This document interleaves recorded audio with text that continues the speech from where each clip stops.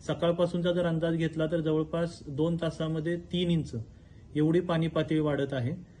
आपला 2019चा आणि 2021चा डेटा आपण लक्षात घेतला तर राजाराम बंधाऱ्याची पातळी 46 फूट 5 इंचावरती गेल्यानंतर नाईकमळा, पोलो ग्राउंड, व्हीनस कॉर्नर या ठिकाणी पाणी येतं असं दिसतंय.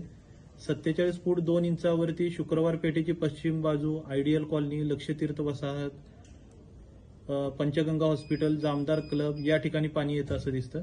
तर हा सर्व जो डेटा आहे 45 फुटाच्या वरती पाणी गेल्यानंतर 46 फूट, 47 फूट या प्रत्येक लेवलवरती पाणी कुठे येतं हा डेटा 2019 आणि 2021चा डेटा महापालिका प्रशासनाने रेफरन्ससाठी ठेवलेला आहे. आणि आपली महापालिकेची टीम आणि प्रशासनाची टीम या एरियामध्ये सध्या फिरत आहे. आपले अग्निशमनचे जवान, कर्मचारी या एरियामध्ये फिरत आहेत आणि नागरिकांना सतर्क राहण्याच्या सूचना देत आहेत. ज्या ज्या एरियामधील नागरिकांनी सध्याची लेवल पाहता आणि संभाव्य लेवलची वाढ पाहता स्थलांतरण केलं पाहिजे, त्यांना आव्हान सुद्धा या टीमच्या माध्यमातून केलं जात आहे. सध्या राधानगरी धरणामधला विसर्ग 8,640 क्युसेक्स एवढा आहे.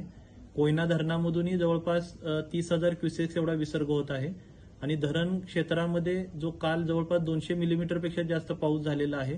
आज सुद्धा ऑरेंज अलर्टचा इशारा हवामान विभागाने दिलेला आहे.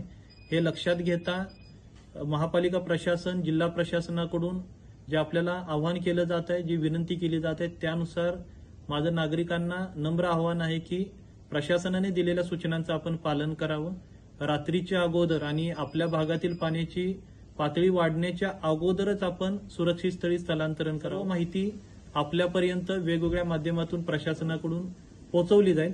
आणि त्यासोबतच आज आणि उद्या पावसाची परिस्थिती पाहता शाळांना सुट्टी दिलेली आहे.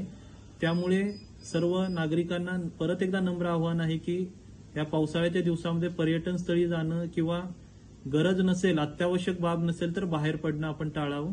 प्रशासनाने दिलेल्या सूचनांचं पालन करावं आणि सर्वांनी सहकार्य